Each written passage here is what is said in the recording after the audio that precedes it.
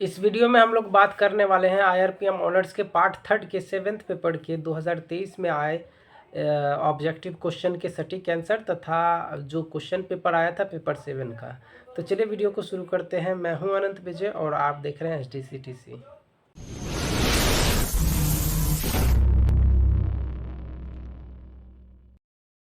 अब आपके स्क्रीन पे मैंने जो सजेशन दिया था IRPM ऑनर्स के पार्ट 3 का 7th पेपर का, वो है जिसमें आप सभी को देख पा रहे हैं 7 क्वेश्चन मैंने कुल दिए थे आप सभी को सब्जेक्टिव के तौर पे।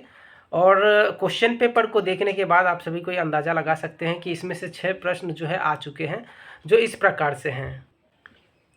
पहला जो सब्जेक्टिव प्रश्न आप सभी के एग्जामिनेशंस में पूछा गया था वो था श्रम विधान कारखाना अधिनियम 1948 के अंतर्गत श्रमिकों को कल्याण से संबंधित प्रावधान की व्याख्या करें, जो कि हमारे सजेशन का भी प्रश्न था और आपने मिला भी लिया है।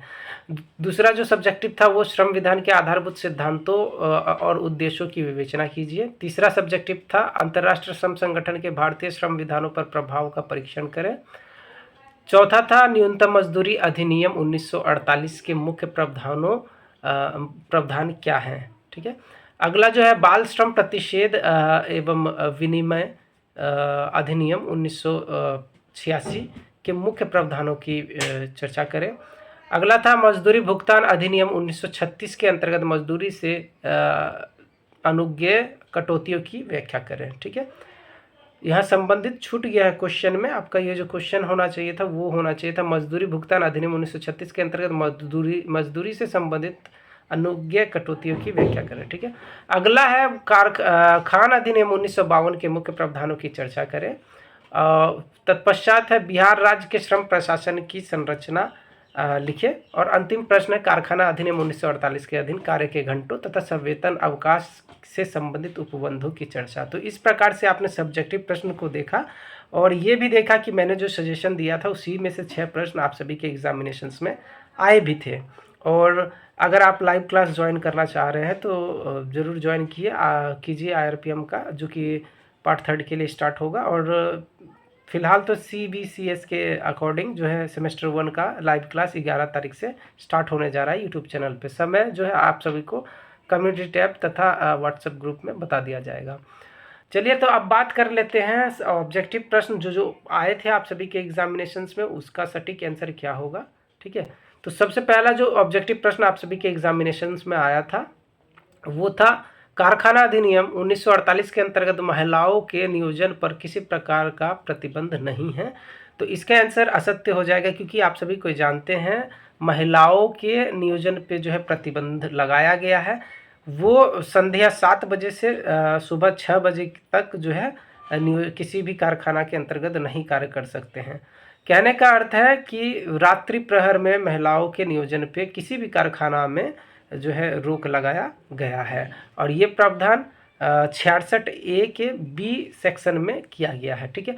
दूसरा जो ऑब्जेक्टिव प्रश्न है वो है ILO एक भारतीय श्रम संगठन है। तो मैं आप सभी को बता दूं ILO का full form international labour organisation होता है और ये एक विश्व स्तरीय अंतर्राष्ट्रीय श्रम संगठन होता है जिसमें विभिन्न देश की सदस्यता होती है। और भारत भी ILO का पहले से ही सदस्य रहा है। लेकिन ILO एक भारतीय श्रम संगठन ना होकर ये एक अंतर्राष्ट्रीय श्रम संगठन है जिसका मुख्यालय जिनेवा में है। ठीक है। तो इस प्रकार से B का आंसर क्या हो जाएगा, सत्य हो जाएगा, फॉल्स हो जाएगा। ठीक है। C नंबर प्रश्न है कारखाना अधिनियम 1948 के अनुसार बालक वह है जिसने 14 वर्ष की आयु पूरी नहीं की हो। तो कारखाना अधिनियम के अंतर्गत विभिन्न प्रकार के जैसे नियोजकों की परिभाषा दी गई है, नियोजक किसे कहते हैं, कारखाना किसे कहते हैं। तो उसी के अंतर्गत ये कहा गया है कि वैसे व्यक्ति जिन्होंने अपनी उम्र का 15वां वर्ष जो है पूरा नहीं किया हो, अर्थात वे 15 वर्ष के नहीं हुए हों, वे सभी बालक के अंतर्गत आते हैं। लेकिन यहाँ पे आप सभी को क्वेश्चन जो मिला था उसमें 15 ना होके 14 वर्ष किया गया है, इसीलिए भी इसका भी आंसर जो है असत्य हो जाएगा, फॉल्स हो जाएगा। ठीक है। अब बढ़ते हैं अगले प्रश्न की ओर। D नंबर प्रश्न है मजदूरी भुगतान अधिनियम 1936 अधिकृत कटौतियों के लिए इजाज़त नहीं देता है।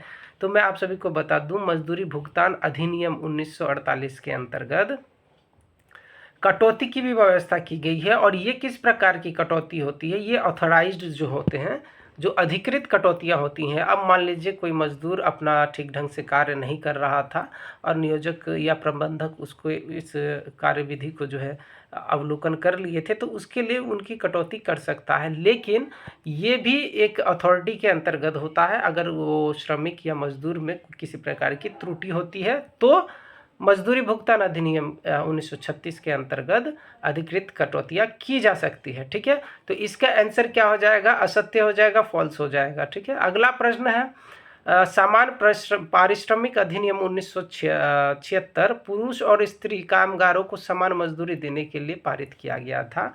तो जी हाँ, ये समान पारिश्रमिक अधिनियम 1976 जो है मजदूरी की असमानता को दूर करने के दृष्टिकोण से बनाया गया था और इसका पहला लक्ष्य था कि पुरुष और महिलाओं दोनों ही व्यक्ति हैं और मनुष्य हैं और दोनों को ही समान परिश्रम करना पड़ता है, अतः दोनों को एक समान मजदूरी की भी व्यवस्था की जानी चाहिए। साथ ही साथ जो एक ही प्रकार के पेशे में हैं, जो एक ही स्तर के काम में हैं, मान लीजिए कोई कर्मचारी लेवल पे है, तो सभी कर्मचारियों को एक समान वेतन देने की आवश्यकता महसूस की गई थी, अतः यह कानून जो है लागू किया गया था। तो ई का आंसर क्या हो जाएगा? सत्य हो जाएगा, ट्रू हो जाएगा। ठीक है, एफ नंबर प्रश्न, बाल श्रम प्रतिषेध एवं वियनम अधिनियम 1986 में पारित किया गया था।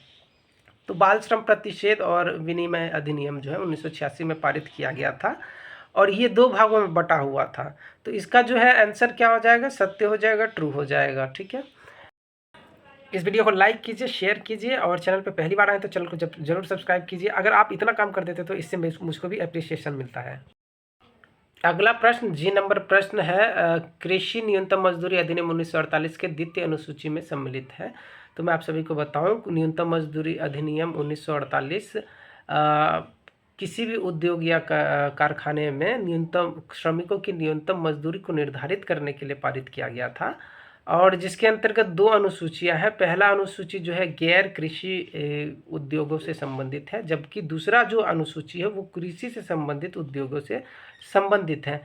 तो इस प्रकार से यहाँ जो प्रश्न पूछा गया है, कृषि न्यूनतम मजदूरी अधिनियम 1948 के द्वितीय अनुसूची में सम्मिलित है, तो इसका आंसर क्या हो जाएगा? सत्य हो जाएगा, ट्रू हो जाएगा। ठीक है, अगला प्रश्न है बिहार में श्रम प्रशासन का संपादन बिहार शिक्षा मंत्रालय द्वारा किया जाता है। तो ये इजी क्वेश्चन था, फिर भी आप इसको जान लीजिए। बिहार में श्रम प्रशासन का कार्यभार है जो है बिहार के श्रम संसाधन विभाग का होता है, जिसके शीर्ष पे श्रम मंत्री होते हैं, तत्पश्चात प्रधान सचिव, श्रम आयुक्त, निदेशक इत्यादि जो है इसके अंतर्गत आते हैं। तो इस प्रकार से आप सभी को जानते हैं कि शिक्षा विभाग का अलग विभाग होता है, शिक्षा मंत्रालय का अलग विभाग होता है, जबकि श्रम मंत्रालय का एक अलग विभाग होता है। श्रम मंत्रालय के विभाग को श्रम संसाधन विभाग के नाम से जाना जाता है और बिहार के संदर्भ में ये बिहार श्रम संसाधन विभाग के नाम से जाना जाएगा। ठीक है, तो इसका आंसर क्या हो जाएगा? असत्य हो जाएगा, फॉल्स हो जाएगा। एच का क्या हो जाएगा? असत्य या फॉल्स। ठीक है, अगला प्रश्न है आई नंबर प्रश्न, खान अधिनियम 1952 में जमीन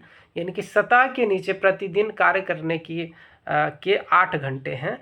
तो आप सभी को मैं बता दूं, आपने फैक्ट्री एक्ट 1948 में पढ़ा होगा, यानी कारखाना अधिनियम 1948 के अंतर्गत ये बताया गया है कि किसी भी श्रमिक से एक दिन में आप 8 घंटे से ज़्यादा कार्य नहीं ले सकते हैं। अगर लेते हैं किन्हीं स्थितियों में तो उसके लिए जो उनको ओटी मिलता है, ओवर टाइम दिया जाता है, अतिरिक्त देय वो लोग प्राप्त करते हैं। परंतु जमीन के नीचे खान अधिनियम के अंतर्गत यह प्रावधान किया गया था कि सेक्शन 53 के अंतर्गत ये कहा गया था कि ज़मीन के ऊपर जो भी व्यक्ति काम कर रहे हैं वो 9 घंटे काम करेंगे एक दिन में, जबकि ज़मीन के नीचे जो व्यक्ति काम कर रहे हैं वो प्रतिदिन 8 घंटे ही कार्य करेंगे।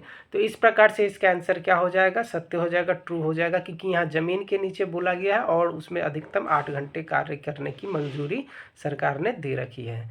ठीक है, अगला प्रश्न है मातृत्व लाभ अधिनियम 1961 पुरुष कर्मचारियों से संबंधित है। तो ये बहुत ही इजी क्वेश्चन था और इसका जो आंसर होगा वो असत्य हो जाएगा, क्योंकि आप लोग जानते हैं मातृत्व लाभ अधिनियम केवल महिला श्रमिकों को